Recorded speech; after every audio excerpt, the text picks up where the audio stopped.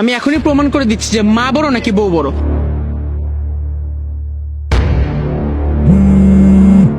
Zarif phone দিছে, দাঁড়ো কথা বল। হ্যালো, হ্যাঁ জারিফ বল। হ্যালো ভাবি, ভাবি সর্বনাশ হয়ে গেছে। আলিফ ভাই তো অ্যাক্সিডেন্ট করছে, হাত পা একদম মানে ছিঁড়ে বেড়ে একাকার, মাথার মধ্যে 16টা সেলাই লাগছে, একদম মগজ খুলে বেরো যাওয়ার মতো অবস্থা। তুমি যেমনি করে পারো তাহলে ওই সাহেবকে একটু বল না, 3 লাখ টাকা নিয়ে হসপিটাল আসতে, আমি হসপিটালের ঠিকানা পাঠিয়ে দিচ্ছি। আমি এক্ষুনি আসছি, তুই একটু দাঁড়া। বাবা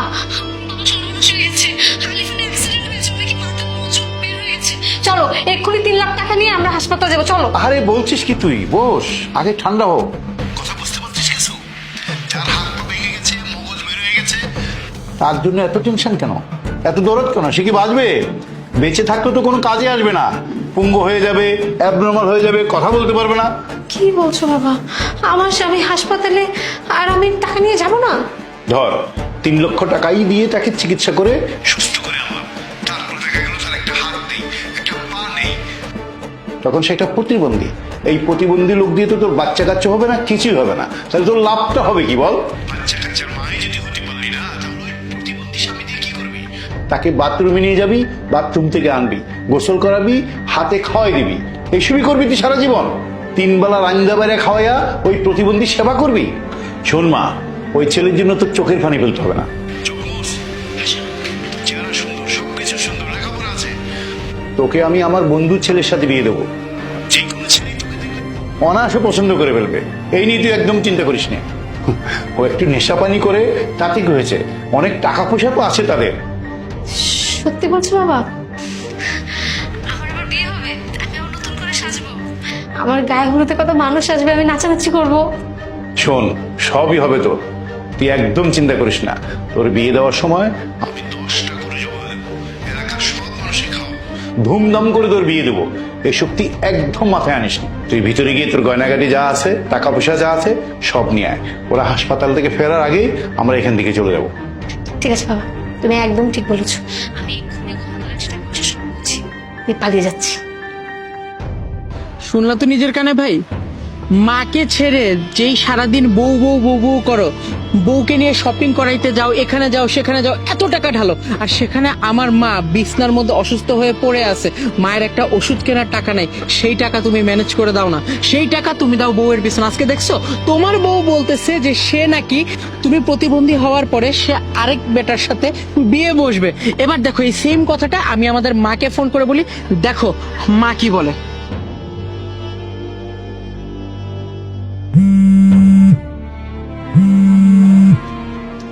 জারিফ, হ্যালো। হ্যালো মা, মা আমার যে বড় ভাই আছে আলিফ ভাই, আলিফ ভাই তো অ্যাক্সিডেন্ট করে একদম বেডে শুয়ে আছে, মগজটা বের হয়ে গেছে, হাতটা একদম মানে ছিলে গেছে। ওইখানে ডাক্তার বলছে কি 2-3 লাখ টাকা লাগবে অপারেশনের জন্য। মা যেমনি করে পারো এই টাকাটা একটু ব্যবস্থা করে তুমি দাও না। কি হয়েছে আমার আলিফের? কি কেমন অ্যাক্সিডেন্ট হইলো বাবা? এতগুলো টাকা, 2-3 লাখ টাকা আমি এখন কই পাবো? আর আর তোরা কই আছিস তোরা? মা, অফিসের পাশের যে হসপিটালটা আছে ওইখানেই আমরা আছি মা, তুমি আসতে লাগো মা, আমি বেরোইতেছি টাকা নেওয়ার জন্য। মা আসো মা, তুমি আসো। 3 লাখ টাকা, এত টাকা আমি কই পাবো? যাই হোক তুই কোনো চিন্তা করিস না বাজান, আমার একটা স্বর্ণের চেন আছে, ওইটা বেচে আমি টাকা ব্যবস্থা করে লইতেছি। বাবা তুই আমার আলিফের কাছে থাক বাবা, আমার আলিফের কাছ থেকে তুই সরিস না, সরিস না। দেখলা ভাইয়া, এই হইলো মা আর ওই হইলো বউ। তোমার বউ বললো যে আরেকজনের সাথে সে বিয়ে বসবে, তার বাবাও সেটাতে সাই দিল, আর মা তার কাছে ওষুধ খাওয়ার মতো টাকা নেই, সে বললো 2-3 লাখ টাকা নিয়ে আসতে তোমার চিকিৎসার জন্য।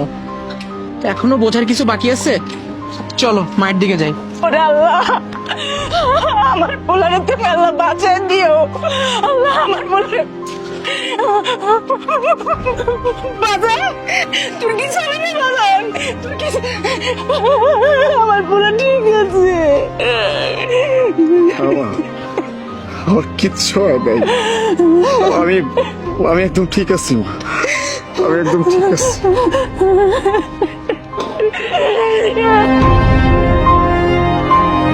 তাহলে জারিফ যেগুলো তোর মাথার তোর মজুক বেরিয়ে গেছে, তোর পাটা সবকিছু কেটে গেছে, এটা কেন করলো? মা, আজকে আবার ছোট ভাই আমার চোখ খুলে দিছে মা। ও যদি আজকে এই কাজটা না করতো তাহলে আমি আজীবন একটা ধোকার মধ্যে থেকে যেতাম মা। আজীবন একটা ধোকার মধ্যে থেকে যেতাম। তুমি চলো আমার সাথে, আজকে সবকিছু আমি ক্লিয়ার করে দিব। চলো আসো। বাবা চলো, আমাদের সব শুনে শেষ। দাঁড়ান, কোথায় যাচ্ছেন? আরে বাবা, তুমি চলে আসছো? আরে জানো না, তোমার কথা শুনে তো আমার হার্টের হওয়ার মতো অবস্থা। আমি জলদি করে 2 রাকাত নফল নামাজ পড়ে এই টাকা পয়সা নিয়ে তোমার হাসপাতালের দিকে যাচ্ছিলাম। বাস, আর একটাও ফালতু কথা বলবেন না, একদম নাটক করবেন না আপনারা। কি ভাবছেন আমি কিচ্ছু জানি না? আমি সব কিছু জানি। এই যে নাটক করতেছেন, এই নাটকগুলো বন্ধ করেন। আপনি যদি আমার শ্বশুর মশাই না হতেন, একদম চাপকে আপনার সবগুলো দাঁত আমি ফেলে দিতাম। কেন? আমি কি করেছি? কি করছেন এটা আবার আমাকে প্রশ্ন করতেছেন? নিজেদের স্বার্থের জন্য আমাকে কাছে টেনে নিছিলেন, আবার যখন স্বার্থ ফুরায় গেছে তখন আমাকে দূরে ঠেলে দিচ্ছেন, তাই না? এইটাই হচ্ছে আপনাদের আসল রূপ। যখন আমার ভাই আপনাদেরকে কল করে বলছে যে আমার একটা দুর্ঘটনা হয়েছে, আমি অ্যাক্সিডেন্ট করছি, আমার অবস্থা খুবই খারাপ, তখন কি বলছিলেন আপনারা? আমি নিজের কানে সবকিছু শুনছি। এই ছিল আপনাদের মনে, তাই না? আপনাদের কথায়, শুধুমাত্র আপনাদের কথায় আমি আমার মা, আমার ভাই সবাইকে এই বাড়ি থেকে বের করে দিচ্ছি। আমি ভাবছি আপনারা আমার আপনজন, আর ওরা আমার পর। কিন্তু আসলে কি হলো আলটিমেটলি? এই মানুষগুলোই আমার আপন। যার কাছে একটা ফুটো কড়িটুকু নাই, সেই মানুষটা পর্যন্ত তার সবকিছু বিক্রি করে আমাকে সুস্থ করার জন্য টাকা নিয়ে যাচ্ছিল হাসপাতালের দিকে। আর আপনারা কি করবেন? আমারই সব টাকা আমার বাড়ি থেকে লুটপাট করে চলে যাচ্ছিলেন। এই ছিল আপনাদের ভিতরে, আপনাদের মনের ভিতরে এই সব কিছুই ছিল। আলিফ, তুমি আমাদের সাথে এমন ব্যবহার করছো কেন? তোমার এই কথা শুনে তো আমার প্রাণটাই বের হয়ে যাচ্ছিল। বাবাকে তো কান্নাকাটি করছিল।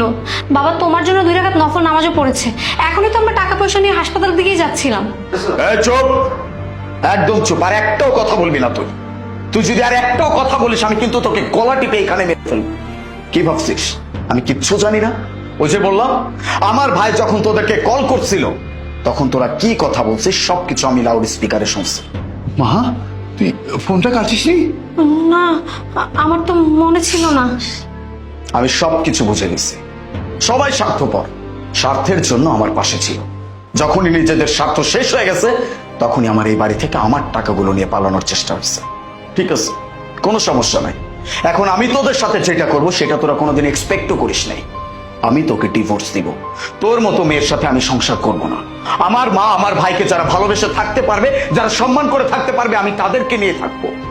নয়তো আমি আর কাউকে চাই না। বেরিয়ে যা। তোদের মতো মানুষের আমার জীবনে কোনো দরকার নাই। বাবা, বাবা, আমার মেয়ের কোনো দোষ নেই, সব দোষ আমার। আমার মেয়েকে আমি প্রলোভন দিয়ে এগুলো করেছি। বলছি না আমি আর কোনো কথা শুনতে চাই না? এখান থেকে চলে যেতে বলছি। আপনাদের কারো মুখ থেকে আমি আর একটা কথাও শুনতে চাচ্ছি না। Out. Out. Hey, wait a minute. Bag দেখি। আমার সব টাকা নিয়ে তারপর যাওয়া হচ্ছে। Out. Out.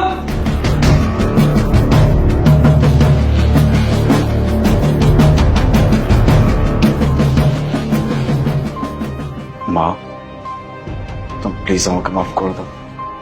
আমি সবকিছু বুঝতে পারছি। আজকের পর থেকে আমি তোমাদের সাথে আর কোনো রকম অন্যায় করবো না, না তোমার সাথে কোনো খারাপ আচরণ করবো।